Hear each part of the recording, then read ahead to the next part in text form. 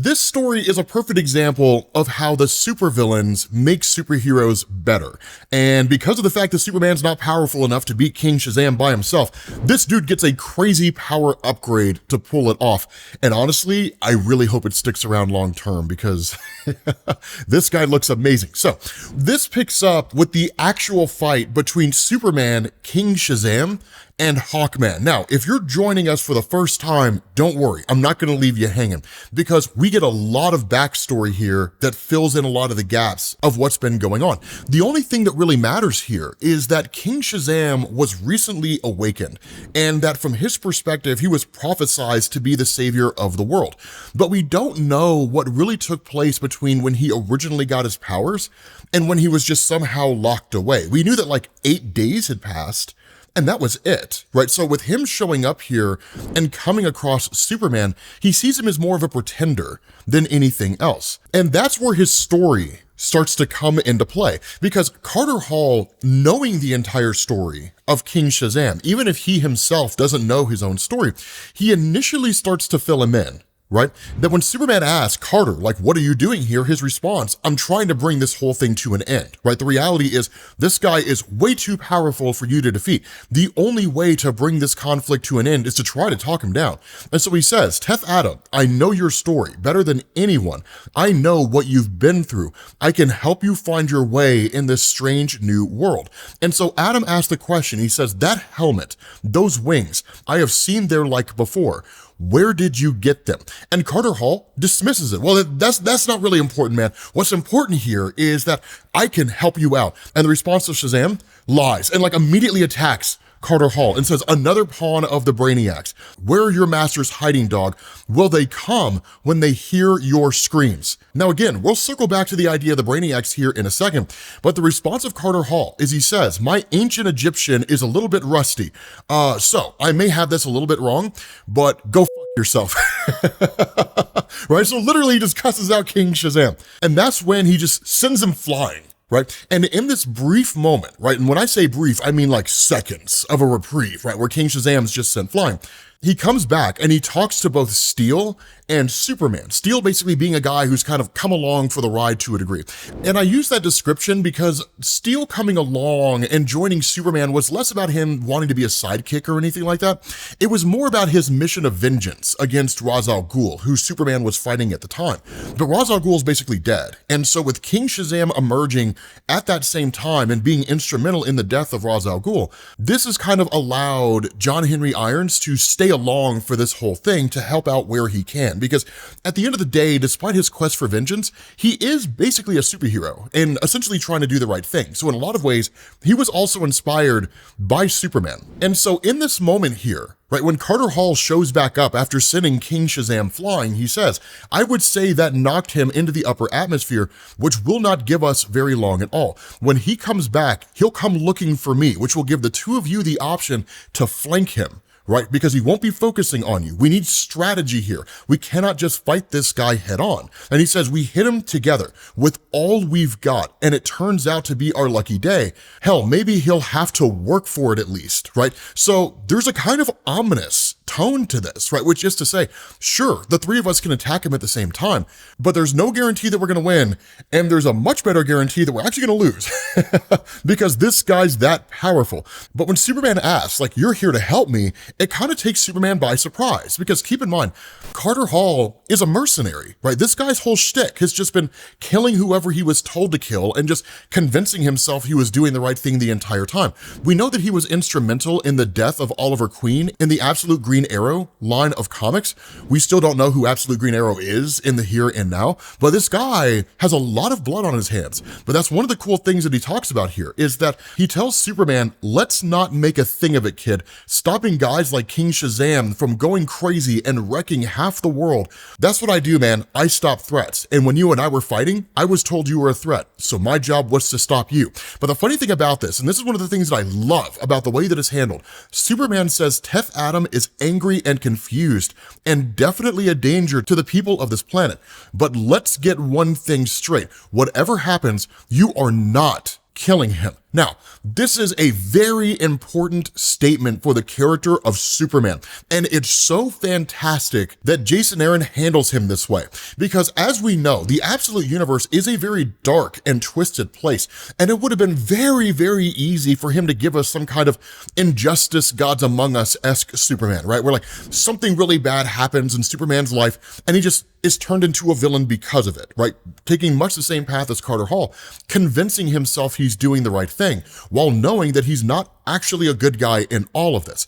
It'd be very easy for it to go that route. But what Jason Aaron is maintaining here is that at the very heart of Superman, despite all of his powers and all of his abilities and everything that he does, regardless of what level of power he may or may not have, is a guy who believes that people can be saved and redeemed. And that is the necessity of Superman. And in fact, it's something that a lot of writers can get very, very wrong very easily, right? When you totally misunderstand that concept, it destroys everything else around it, right? It's fruit from the poisonous tree. And so the fact that Jason Aaron nails it so well here is really what makes Superman in the absolute universe so fantastic, especially considering everything else that's going on around him. And so what ends up happening is Steel chimes in and he says, like, you're right, we're not gonna kill King Shazam because we're gonna be dead before we ever get that chance. So, you know, let's have a little optimism here. John Henry Irons, hell's bells, man. Like, these guys are literally about to fight for their lives, and you're just gonna chime in with like, yeah, we're gonna lose. My guy, the most demoralizing superhero in the absolute universe. But like, the response to Superman is like, so who are you? Right? And Steel doesn't answer. And that's where Hawkman's just like, okay, so this is a guy that speaks with his hammer. I like him, right? I like the fact that he lets his weapons do the talking. And so at that point, King Shazam comes back in for the fight. Dude comes swooping in, right? And that's where Hawkman's just like, here comes the king. Follow my lead. If we manage by some miracle to survive this, the stakes are on me, right? And so of course, Steel's just like, I'm a vegetarian. And Superman's like, yeah, I mean, I eat sunlight. I don't really need traditional food. And so Hawkman, Carter Hall is just like, dude, kids these days, man, you're such a letdown. Because we know that Carter Hall is a man who eats his steak the right way, which is medium rare. Anything other than that is just a crazy person being crazy. And so at that point, we get this amazing monologue from Carter Hall as they're fighting King Shazam. And he says, in Indonesia, the thunder got so loud it registered as a 6.3 on their Richter scale. They thought it was an earthquake, right? Record numbers of tornadoes ripped their way across Australia. Jet black twisters full of magic sand that could render carbon steel to mist in a matter of seconds, but not a soul died. Flights were grounded across half the planet as black hailstones, the size of Subarus, turned a dozen planes to wingless anvils. They all landed safely.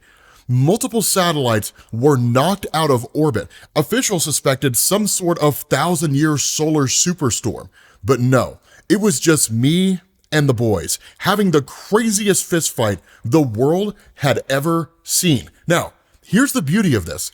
Superman's the one saving everybody. In the midst of this fight, he's literally sidetracking, saving people, and coming back. That's where the power amp is starting to play in. And he says, we got thrown through some mountains, stabbed a few dozen times with bolts of lightning, punched until I could swear my brains were running out of my eyes. I swung my mace into that bastard's head until it broke both arms. I didn't let that stop me from swinging it some more. John Henry Irons, Steel, this guy had guts, and I'll give him that, right? A hammer that hit like a warhead, but he was a man in armor trying to wrestle a storm. Might as well have been wrapped in tinfoil. I saw Superman take hits that were like a face full of atomic bomb and kept coming. Maybe it was the thin air or all the head trauma, but for a second, I started to believe the craziest thing. I believed we could win, which is ominous. And he says, that was only for a second, because they all get overpowered by King Shazam. And that's really where Carter Hall starts to transition from cynicism, right? There's no way that we could beat a guy like that, to like truth-telling. There's no way we can beat this guy. There's two different motivations behind this statement, despite the fact that they all come from the same place. And that's where King Shazam just addresses them all and says, a pretender and his lackeys, that is all you are. I will hang what's left of your corpses from the clouds as a sign of what's to come. The sign that the prophecy at long last shall be fulfilled, which is one of the coldest lines that I've ever heard, right? I will display your corpses for the world to see, and you will stand as a message to everyone who would dare challenge me. What happens when they do?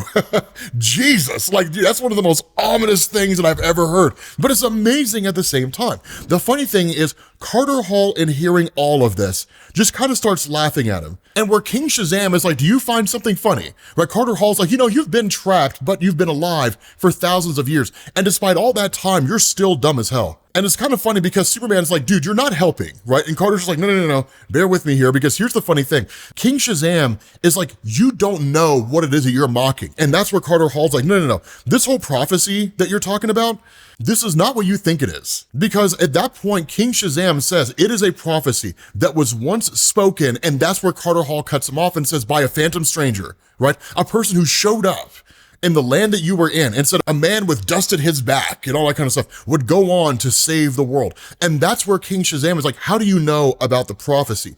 And Carter asks him, who do you think it was that brought you out of that tomb, right? And he says, I know your story. I am the one who first deciphered the hieroglyphics when you were locked away.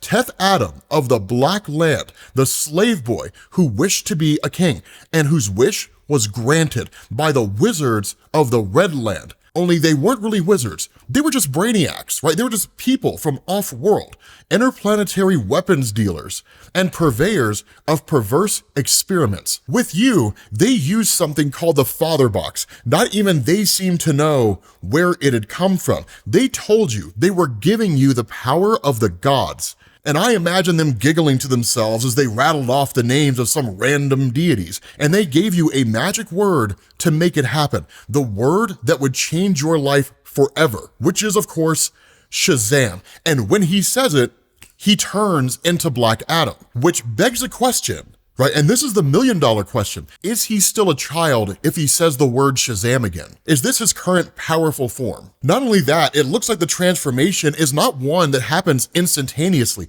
It looks gruesome when he becomes Black Adam. But Carter Hall continues on and he says, they say the next few days were really something to behold. The planet had never seen anything like you. You ended slavery in an afternoon. Given another week, you might have changed the course, the entire course of human history. But the world already had its rulers, and the Justice League was not looking to share. Now, what this points out here, what this really seems to build on, and this is either something that we need to be worried about, or it's something that we should be excited about.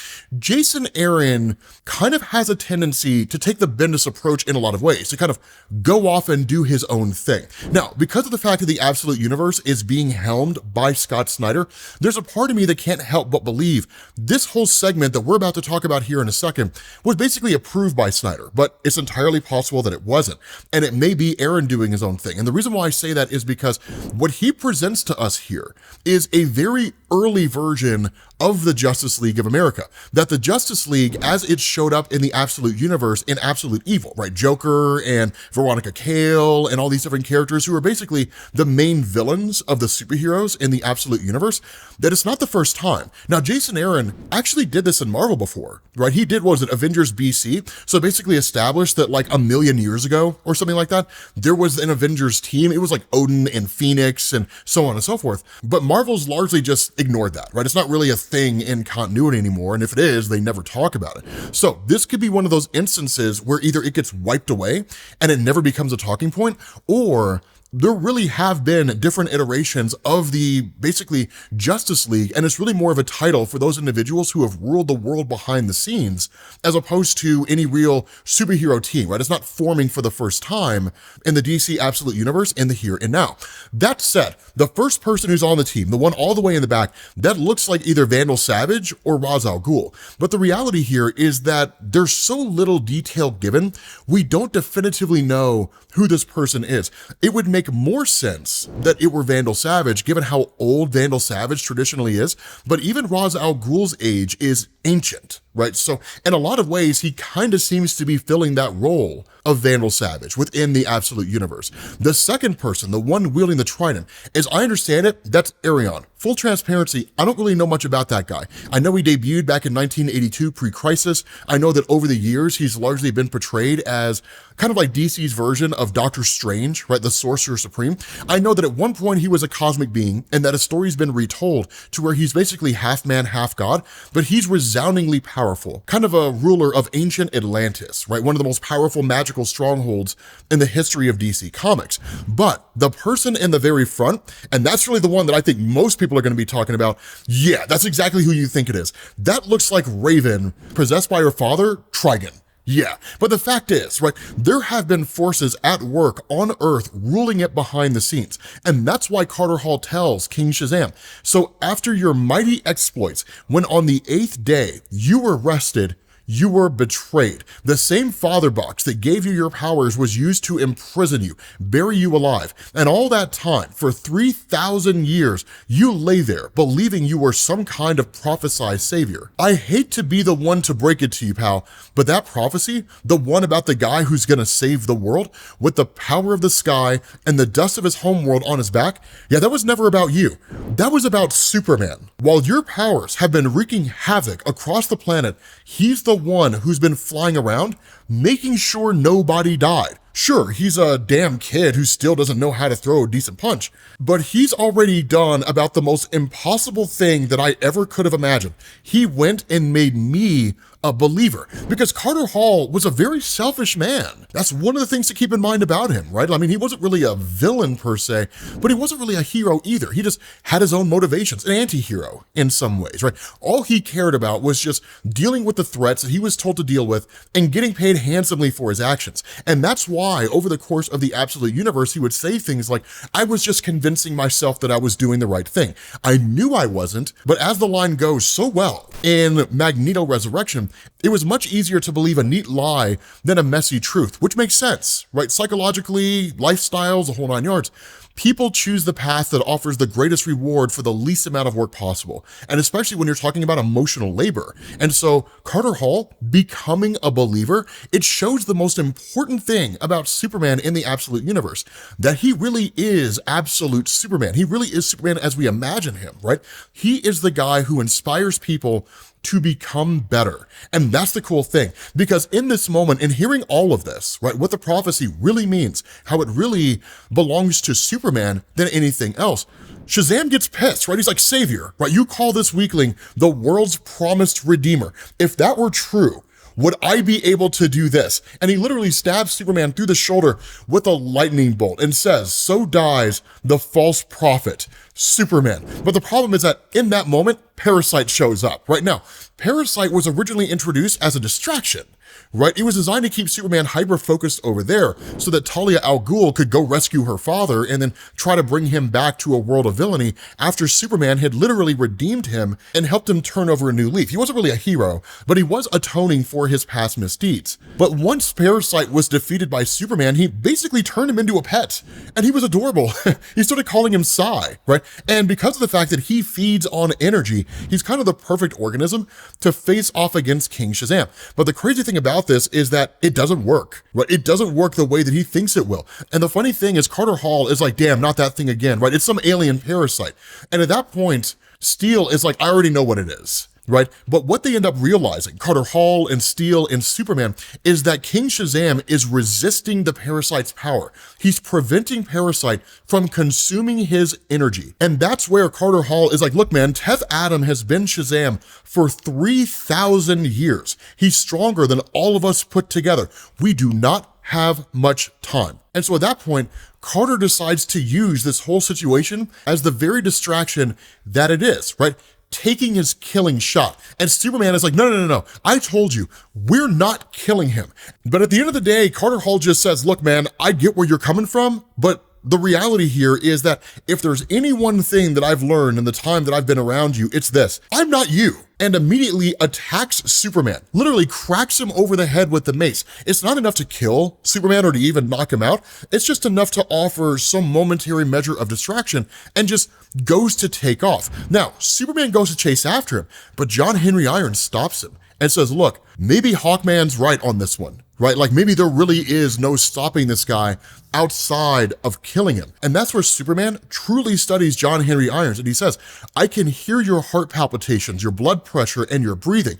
You're tensing your muscles. You are not a killer, right? The reality here is you're against it just like I am. You don't know if this is the right call to make. And so where the whole thing descends into a kind of argument, right, between Superman and Carter Hall on whether killing King Shazam is the right idea, with John Henry Irons just kind of looking at it all, this leads to Steel just saying the hell with it, and then immediately goes after King Shazam. Now, of course, as you would expect, he's no real challenge for King Shazam, at least not in any meaningful way. And really, Superman's the only one who is. And so that's why when King Shazam destroys Parasite and then immediately goes back on the attack going after Superman, Carter Hall chimes back in again. And this is the crazy thing, is he says, if we thought the beatdown was bad before, it turns out Shazam was holding back, but not anymore. And literally within the span of seconds, takes everybody out. That's it. Like, I mean, this fight was over before it ever started. It was like when Goku was fighting Frieza, right? And then realized Frieza had just been using 1% of his power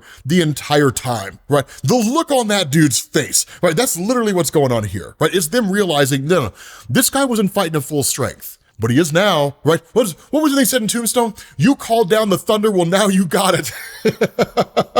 Right? That's exactly what happens. In this moment, they get pummeled. I mean, just dominated. It happened so fast, we don't even get to see it. And that's where Superman recovering, he's told by Carter Hall, you can't win, right? Like you cannot win against a force like that. But Superman refuses to give up, right? And it's just like, no, I have to, because the alternative is that we die and the world becomes his, and it turns into this hellish place where he rules with absolute power. And so in recognizing the fact that Superman is going to continue fighting and there is no stopping him, Carter Hall just says, then take the mace, right? Take this mace with you, right? He says, it's Thanagarian nth metal. In your hands, it'll be strong enough to smash a planet, or at least split this guy's skull in half. Now, Superman's just kind of like, I can't, right? Because taking a weapon indicates that he's ready to fight to the death. But at the same time, Steel tells him, and take my promethium hammer, right? It's literally powered by a miniature neutron star. Now, here's an important thing to understand here. Promethium, I don't even really know if I would say that's DC's equivalent to adamantium from Marvel. It is a very, very durable metal. I would say that probably Innertron from the Legion of Superheroes is the most comparable example of adamantium within DC Comics, but Promethium is still an incredibly durable material. The benefit of nth metal, though, is that the best allegory for Marvel Comics is probably vibranium, to be honest, because the benefits of nth metal are more in what it's capable of, right? Increasing the strength of others, providing the ability to heal, the fact that it has the ability to weaken magical beings, that's really the point of him being offered both of these weapons. And that's where Steel tells him, look, I know that your whole stance here is that you do not want to fight to kill, and that's fine. But the reality is that in this world, sometimes you are going to have to make the hard choice. Sometimes you're just going to have to swing the hammer. There's no desire to do it. No one wants to do it, or at least anybody who has a good heart. But sometimes you don't have a choice. And so in this moment, when Superman and Carter Hall and Steel are all talking, or at least Superman's talking to them, that you switch over to King Shazam, and he approaches the father box, and he initially tries to destroy it, right, and saying that I will not be buried or unmade again, not by you, right? I will not be trapped and locked away. And so where he tries to destroy this thing, Superman shows up at the very last minute and whisks him away to the moon. And Shazam, having never been to the moon like this before, doesn't grasp the fact that he can't breathe. But of course, Superman tells him that, right? He says, you cannot breathe here. This is the moon. There is no oxygen in this place, but you've still got air in your lungs. So save it, because you are going to need it, because you're not leaving here until you say the magic word. And he's standing there amped up with a whole new suit of armor, wielding a mace and a hammer, And the level of power he displays here is nuts. And we'll see that in the next video. With that being said, guys, we're gonna bring this to an end. Hopefully you guys enjoyed this. If you did, drop a like. Thank you all for watching, cliffhangers, and I will catch you all later. Peace.